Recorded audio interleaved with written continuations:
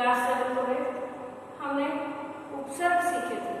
हमने क्लास जो चैप्टर 5 था शब्द रचना, तो हमने उसमें क्या सीखे थे? उपसर्ग सीखे थे। उपसर्ग और थोड़ा थोड़ा मैंने तब प्रत्यय का भी बताया था कि उपसर्ग और प्रत्यय दोनों क्या होते हैं? शब्दांश होते हैं। क्या होते हैं? शब्दांश बताया था। ये शब्दांश होते हैं। शब्दांश का अर्थ क्या होता है? जो शब्दों के हिस्से होते हैं। अब जैसे कि हमने बच्चों के नाम रख दिए जाते हैं, बच्चों के नाम रखते हैं तो बच्चे उसी नेम से जानते हैं। अब जैसे अरे राम, राम, मोहन, तो इस तरह यानी वो नाम उनकी एक पहचान बना दी, उनको उसी नाम से पुकारा जाता है। अगर वो दूसरा नाम बोलने लगे तो वो नहीं बोलेंगे, नहीं उसको पुकारा जाएगा तो नहीं बोलेंगे। तो इसी तरह हमारे ये मूल जो शब्द हैं ये सब निर्धारित कर दिए गए कि इनको ये कहा जाता है, इसको ये कहा जाता है, इसको जैसे बोर्ड कहा जाता है, तो इस तरह ये निर्धारित कर दिए, तो इसलिए इनको मूल शब्द बोलते हैं। और जब उनमें रचना की जाती है यानी उसमें जोड़ा जाता है, कहीं किस किस के द्वारा? प्रत्यय के द्वारा, उपसर्गों के द्वारा और समास के द्वारा या संधि के द्वारा जोड़े जाते हैं, तो उनको हम बोलते हैं शब्दांश। जो शब्द के हिस्से उसमें जोड़े जाते हैं तो शब्दांश। जबकि समास में पद बोलते हैं, संधि में दो अलग अलग शब्द ही होते हैं, तो हम केवल फिलहाल प्रत्यय पर फोकस करें, उपसर्ग पर। तो उपसर्ग और प्रत्यय शब्दांश है, दोनों में अंतर। शब्दांश में उपसर्ग और प्रत्यय दोनों में अंतर क्या था? प्रत्यय में अंतर। ये पहले एक बार अच्छे से समझें। ये मूल शब्द के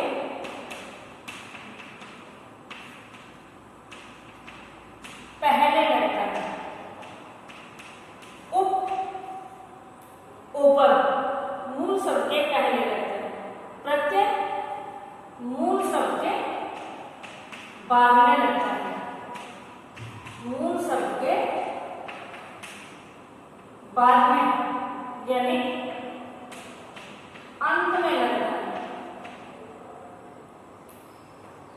तो वो जैसे अपमान, जैसे उपसर्ग, सर्ग मूल शब्द है ना, उप इसमें लगाया, हमने यही ले लिया, तो ये उप शुरुआत हुआ। अब इसी तरह प्रत्यय ही ले लेते हैं, प्रति प्लस अय, प्रति प्लस अय। अय इसमें शब्द है और प्रति मूल शब्द, प्रति उपसर्ग। तो इसमें उपसर्ग है, इसमें प्रति उपसर्ग। तो इस तरह यानी जो शुरुआत में लगे हैं, जो शुरुआत में लगते हैं वो होते हैं हमारे, क्या होते हैं? वो होते हैं हमारे उपसर्ग। और जो बाद में लगते हैं, अब जैसे ये जल प्लस जय, जय जोड़ा गया है, जल प्लस जय, तो क्या हुआ? जलज। जलज, जलज मीन्स कमल। जल प्लस जय, जलज, जलज मीन्स हो गया बादल। जल प्लस धर, जलधर, ये भी बादल होता है। अब ये दो तीन शब्द यानी ये मूल शब्द है हमारे। ये क्या है हमारे? ये हमारे मूल शब्द है। मूल शब्द जल का तो जल ही अर्थ है, लेकिन इसमें जय लगाया तो कमल हो गया, दय लगाया तो बादल हो गया, और धर लगाया, दय और धय अलग अलग है दोनों, लेकिन फिर भी क्या हुआ? फिर भी इनके अर्थ अलग हुए। तो ये कहा गया कि इनका अपना कोई अर्थ नहीं होता, लेकिन जब ये किसी मूल शब्द में लगा दिए जाते हैं, किसी शब्द के अंत में या शुरुआत में लगा दिए जाते हैं, तो वो बदलते हैं, अपना अर्थ बदल देते हैं। तो शुरुआत में लगाते हैं तो उपसर्ग हो जाते हैं, और बाद में लगाते हैं तो उनको, उन शब्दांशों को, उन हिस्सों को हम क्या बोलते हैं? उपसर्ग और प्रत्यय। मूल शब्द तो हमारे पास होते ही हैं, तो ये समझ में आ गया ना अच्छे से। तो प्रत्यय की हमारी परिभाषा क्या है? प्रत्यय की हमारी परिभाषा जो शब्दांश मूल शब्द के अंत में जुड़कर, जो शब्दांश हमारा मूल शब्द है वो शब्द भी हो सकता है या वो धातु भी हो सकता है। वो मूल शब्द भी हो सकता है जैसे संज्ञा, सर्वनाम, विशेषण आदि, या फिर वो क्रिया भी हो सकते हैं। तो मूल शब्द के अंत में जुड़कर उसके अर्थ को बदल देते हैं अथवा उसमें विशेषता ला देते हैं, उन्हें हम प्रत्यय कहते हैं। अब एक बार हम धातु भी जान लेते हैं कि आखिर धातु क्या होती है। धातु होती है क्रिया के मूल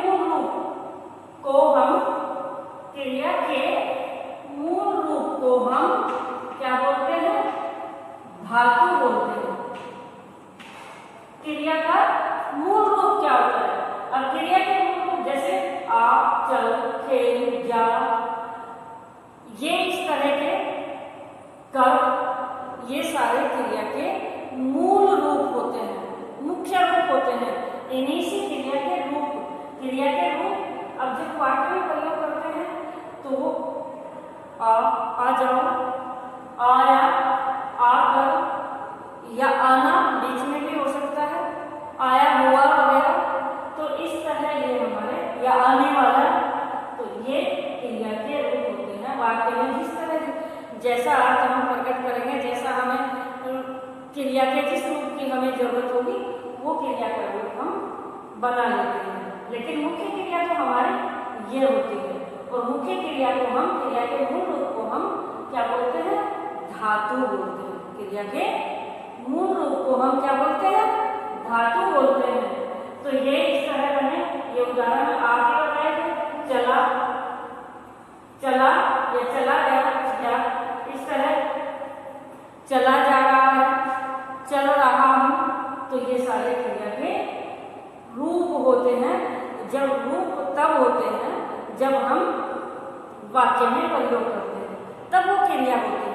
उससे पहले वो क्रिया के जब मूल रूप होते हैं वो धातु होते हैं। तो इसी तरह जाकर, गया, खेला आदि। तो धातु अच्छे से समझ आ रही है ना, धातु क्या होती है।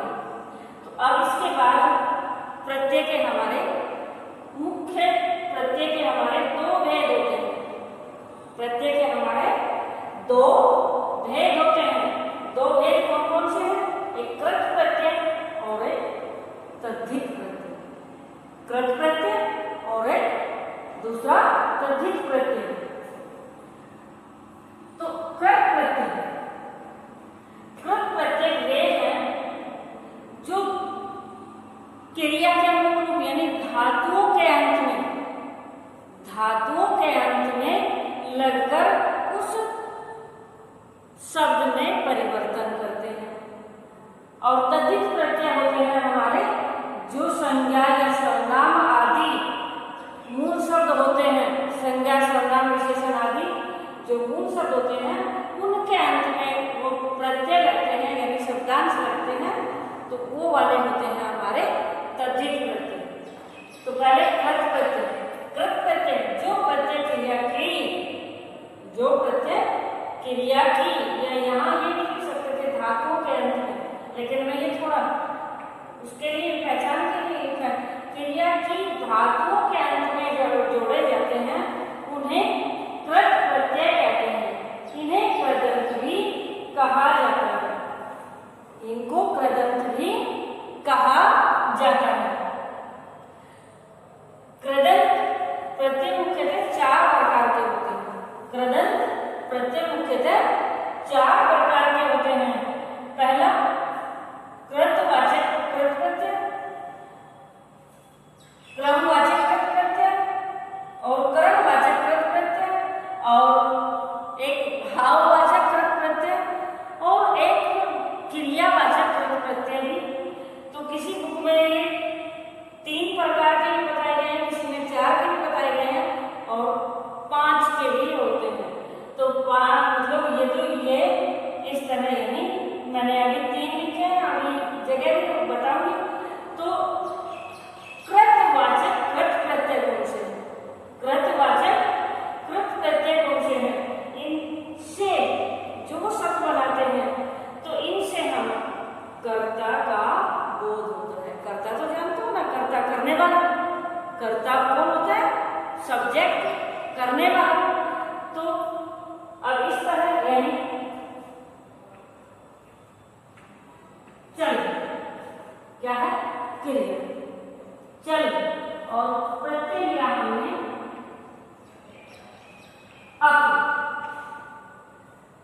अक प्रत्यय और शब्द बना हमारा चालक। शब्द क्या बना हमारा? चालक। चालक कौन होता है?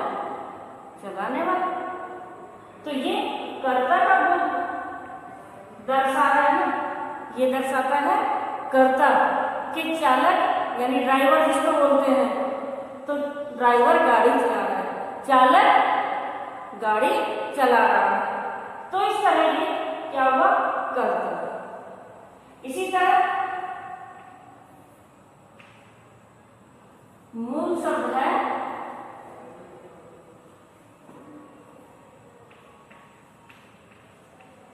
लिख। लिख और अब प्रत्यय हमने इसमें लगाया। देखो धातु है दोनों, तो ये हो गया हमारा लेखक। अब एक चीज हो कि चल और अक, लेकिन ये अक संधि की तरह यानी ए और ए आने से बना गया इसमें, या फिर इसमें यानी लिखा कर नहीं बनाया गया है। तो ये हम इसमें थोड़ा इस तरह कोई अंतर हम यानी इसको चेंज कर सकते हैं प्रत्यय में, तो इसमें ये परिवर्तन हो सकता है। तो चल प्लस चालक, लिख प्लस लेखक। तो इस तरह ये वाले हमारे क्या होते हैं? ये वाले हमारे कर्ता को दर्शाते हैं। ये वाले हमें कर्ता को दर्शाते हैं।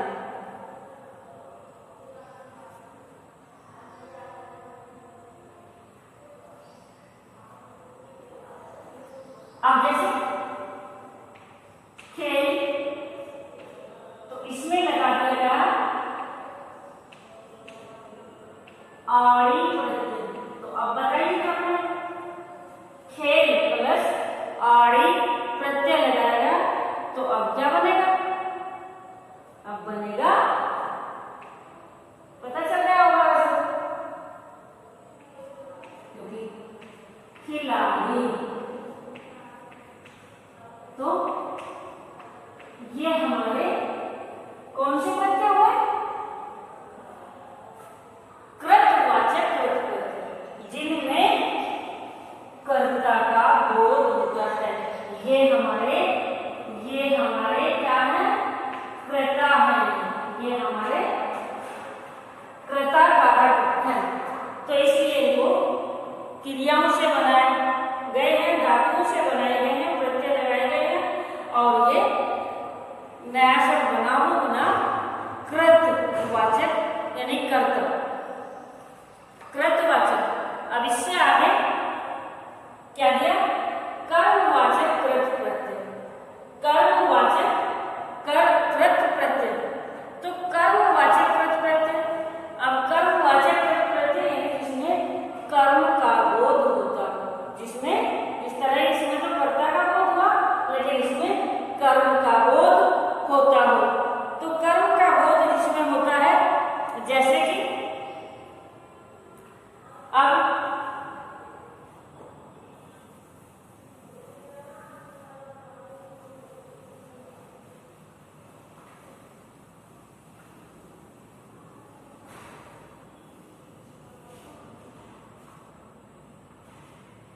खेल क्रिया के लिए हमने धातु खेल प्रत्यय लगा दिया हमने और ना,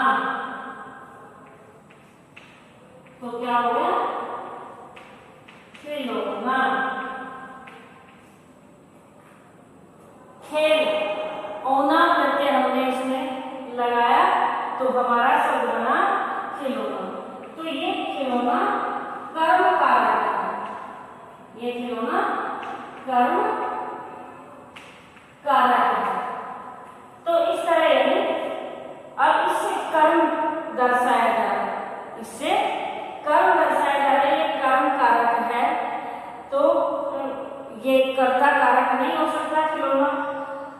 तरह यानी ये दर्शाता है, कर्म का बोध करता है, दर्शाता है, तो ये इस तरह हुआ, जबकि तुम्हारी बुक में दिए हुए हैं अच्छे से, लेकिन मैं स्पष्टीकरण इसीलिए कर रही हूँ कि आखिर यह समझ में आ जाए कि ये कर्म कारक है, ये कर्म कारक नहीं प्रयोग होगा, यानी कर्म है एक तरह से भाई,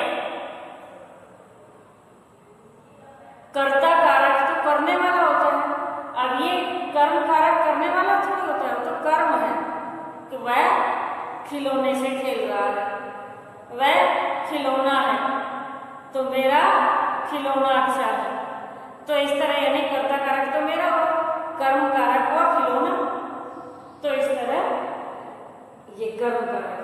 समझ में आ गया होगा? एक दो और मैं बता देती हूँ इसका।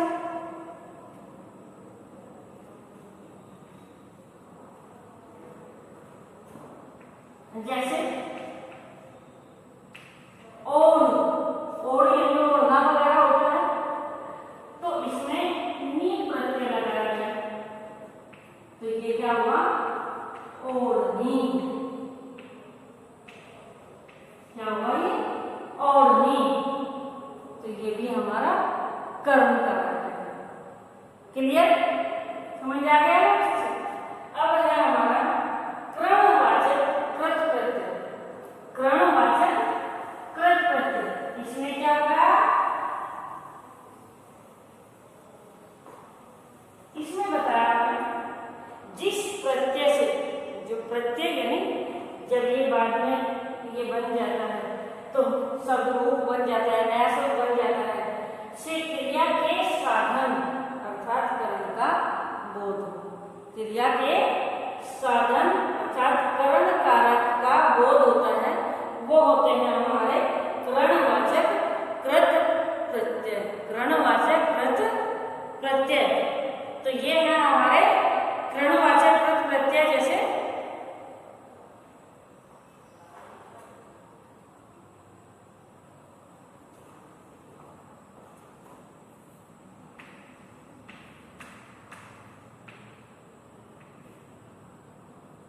झाड़, अंग प्रत्यय से हमने लगा दिया, तो ये हो गया हमारा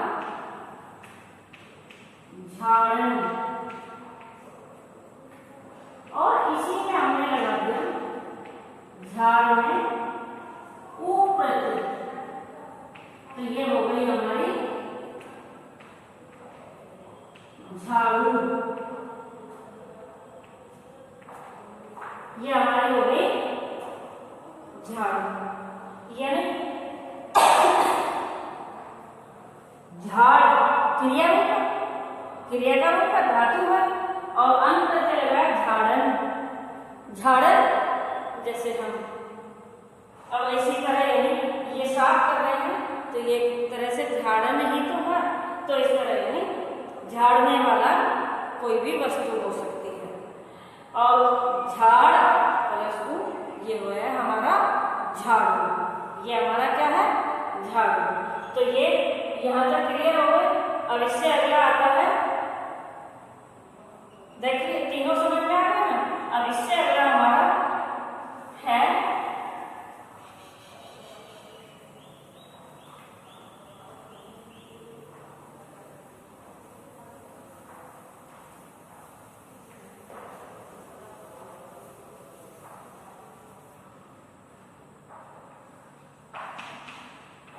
भाववाचक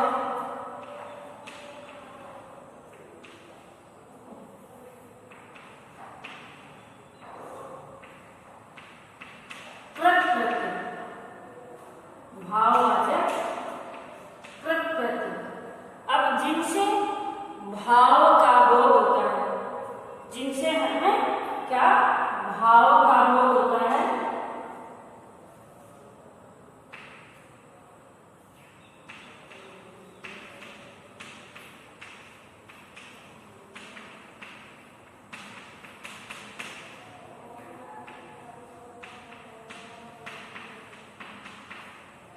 वे होते हैं हमारे कौन से? भाववाचक। वे कौन से होते हैं?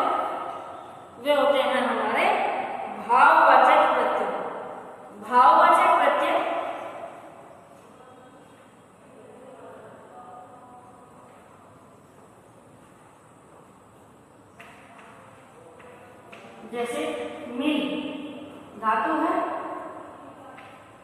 आप प्रत्यय लगाया तो हो गया हमारा मिला। क्या हुआ? मिल प्लस आ मिला। तो ये मिल से बनाया तो मिलाप हमारा भाववाचक संज्ञा, ये हमारी भाववाचक संज्ञा है। तो भाववाचक प्रत्यय ये है। समझ आ गई है? अब जैसे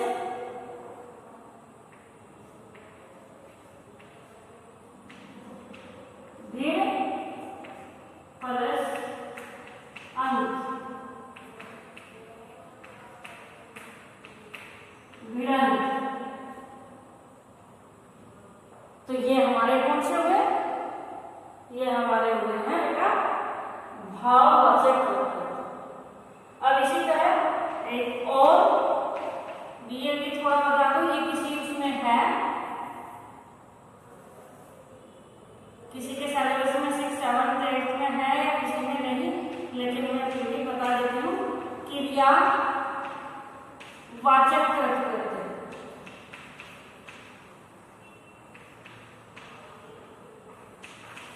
अब जिसमें क्रिया का बोध होता है, जिसमें क्रिया का बोध होता है, यानी क्रिया ही, इधर क्रिया ही है, धातु ही है। अब जैसे आ, जा, गा, तो इसमें प्रत्यय आकर, कर प्रत्यय है, क्योंकि कर बहुत सारे में लगाए जाते हैं। तो आ या फिर आया भी हो सकता है, आना भी हो सकता है, आता भी हो सकता है। तो ये हमारे प्रत्यय हैं। इसी तरह इसमें कर या फिर ता हुआ तो जाता हुआ,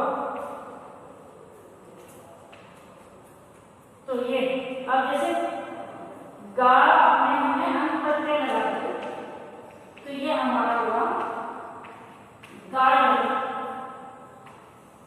अब ये गायन क्रिया का रूप थोड़े, गायन तो यानी गाने से, उसके गाने से, तो गायन यानी ये प्रत्यय क्रिया वाला नहीं कहा जा सकता। तो ये है यानी उसके गायन से हम प्रभावित हुए तो उसका भाववाचक में ये आता है, तो ये इसमें नहीं। क्लियर हो गए? ये तो हुए हमारे कौन से प्रत्यय? कौन से हुए? जो हमारे ये कृत प्रत्यय है, जो हमारे ये कृत प्रत्यय है। कृत प्रत्यय हमारे क्लियर हो गए, समझ में आ गया अच्छे से? क्लियर हो गए? अब लेते हैं हम तद्धित प्रत्यय। तद्धित प्रत्यय के भी हालांकि हम सिलेबस में ये 8th में है, 9th में केवल प्रत्यय और उपसर्ग सीधे ये हैं, इनकी कोई, लेकिन ये अब इसमें एक बार अच्छे से समझ लें, बार बार मैं बता रही हूँ, अच्छे से समझ लें ताकि प्रॉब्लम ना हो। तो अब तद्धित प्रत्यय कौन से होते हैं? तद्धित प्रत्यय बताए थे मैंने कौन से होते हैं? वो होते हैं हमारे जो संज्ञा शब्दों में जुड़ते हैं, संज्ञा या सर्वनाम में जुड़ते हैं।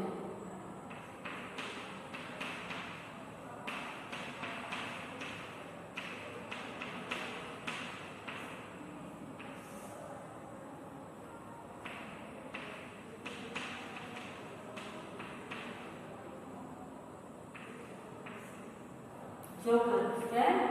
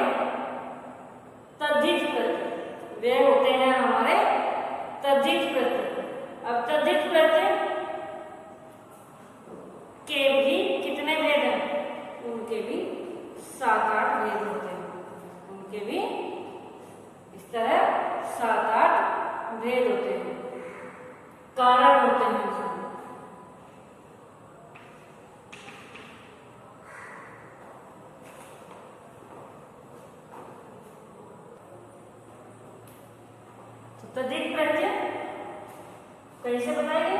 जो प्रत्यय संज्ञा, सर्वनाम, विशेषण आदि शब्दों में जुड़कर उसके अर्थ के परिवर्तन ला देते हैं तो वे होते हैं हमारे तद्धित प्रत्यय। इसके किसी किसी बुक में कम या ज्यादा भी हो सकते हैं। मुख्य से मैंने लिखे हैं भाववाचक तद्धित प्रत्यय, कर्तृवाचक तद्धित प्रत्यय, संबंधवाचक तद्धित प्रत्यय, लघुतावाचक तद्धित प्रत्यय और विशेषणवाचक तद्धित प्रत्यय, स्थानवाचक तद्धित प्रत्यय, स्त्रीलिंगवाचक तद्धित प्रत्यय, बहुवचन वाचक तद्धित प्रत्यय और कर्मवाचक तद्धित प्रत्यय। तो पहला भाववाचक, पहला हमने लिया भाववाचक, जो जिसमें भाव दर्शाया जाता है, जिसमें भाव दर्शाया जाता है, भाव का बोध होता है, वो भाववाचक तद्धित प्रत्यय हमारे होते हैं। कौन से होते हैं? वो भाववाचक तद्धित प्रत्यय होते हैं।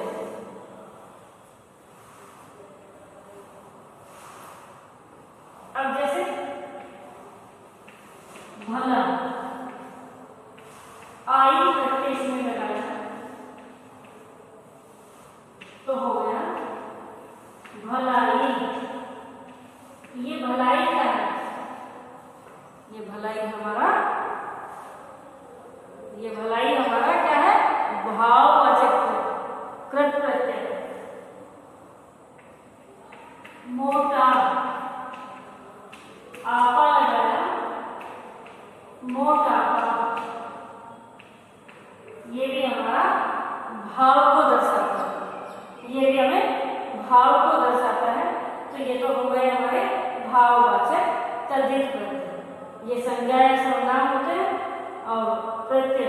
अब भला में ई प्रत्यय भी लगा सकते हैं तो तब हो जाएगा वो भली। मोटा में ई प्रत्यय लगा सकते हैं तब हो जाएगा वो मोटी। तो इस तरह में और ये अब कृतवाचक कृत प्रत्यय। अब इसी तरह कृतवाचक तद्धित प्रत्यय। तो अब कृतवाचक में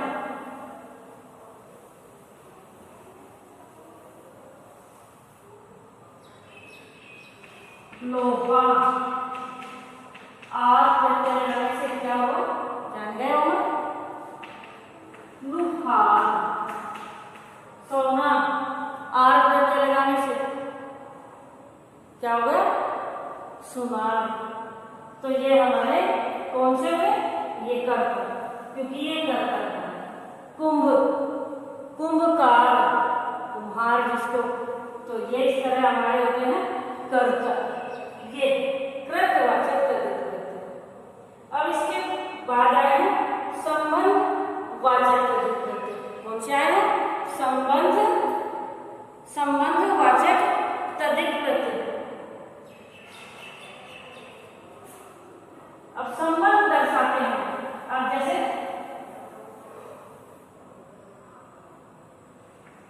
मामा, एरा प्रत्यय लगाया तो क्या हुआ?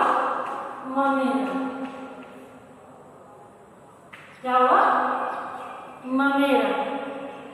तो ये चाचा, एरा प्रत्यय लगाया तो चचेरा। नाना, हाल प्रत्यय लगाया तो ननिहाल। तो ये हमारे होते हैं संबंध दर्शाने वाले तद्धित प्रत्यय। इसके बाद है लघुतावाचक तद्धित प्रत्यय। लघुतावाचक तद्धित प्रत्यय होते हैं जिस चीज को हम छोटा दर्शाते हैं। अब जैसे लोटा, या प्रत्यय लगाने से हो जाएगी लुटिया। लघुता यानी लोटा तो बड़ा होता है, लुटिया छोटी होती है, तो इस तरह लघुतावाचक, लघुता यानी छोटी चीज दर्शाना। तो ये होता है हमारा तद्धित प्रत्यय जो लघुता दर्शाई जाती है। जैसे डिब्बा, डिबिया, डिब्बा लेकिन डिबिया, तो ये हमारे लघुता। अब विशेषण,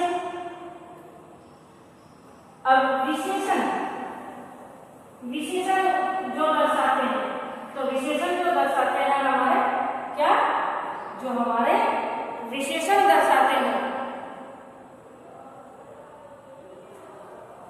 अब जैसे धर्म, एक ये हो गया हमारा धर्म,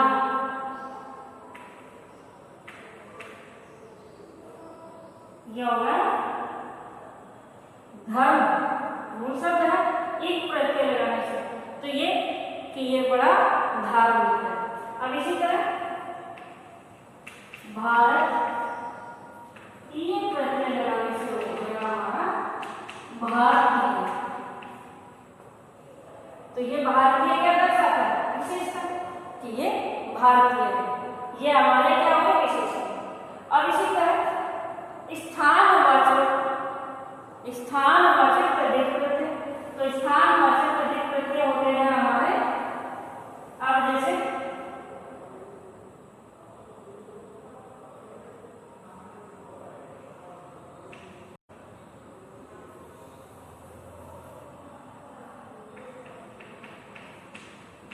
बिहार, ये है हमारा कि ये बिहार, तो स्थान को दर्शाते हैं ना कि ये बिहार वाला है, बिहारी है, ये क्या है? बिहार, तो यहाँ कि ये बिहारी है, बिहार वाले हैं, तो ये हमारे दर्शाते हैं स्थान को, ये हमें दर्शाते हैं क्या?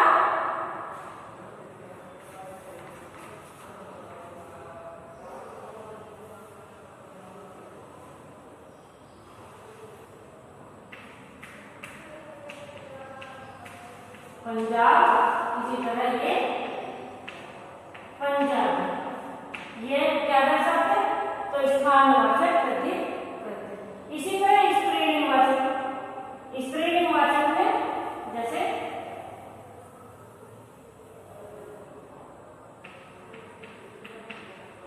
लड़का, ई प्रत्यय लगाने से हो गया लड़की। चाचा, ई प्रत्यय लगाने से हो गया चाचा।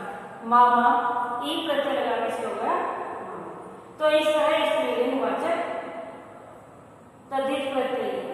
अब इसी तरह बहुवचन, बहुवचन में यानी लड़का, ए प्रत्यय लगाया तो लड़के, या लड़की, इया प्रत्यय लगाया तो लड़की। चूड़ी, इया प्रत्यय लगाया चूड़ियां, तो ये हमारे बहुवचन होते हैं। कर्मवाचक तद्धित प्रत्यय जो कर्म को दर्शाते हैं, कर्मवाचक तद्धित प्रत्यय हमारे जो किसको दर्शाते हैं? कर्म को दर्शाते हैं। जैसे कर्ता को दर्शाते हैं, जैसे अभी कर्ता कारक को दर्शाते हैं, तो ये कर्म को दर्शाते हैं। ये किसको दर्शाते हैं? कर्म को।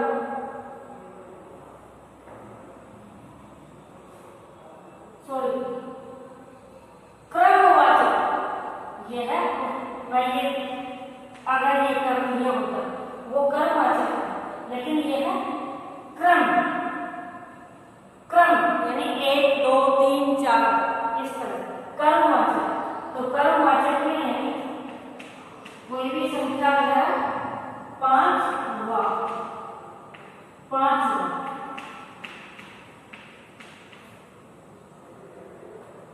या फिर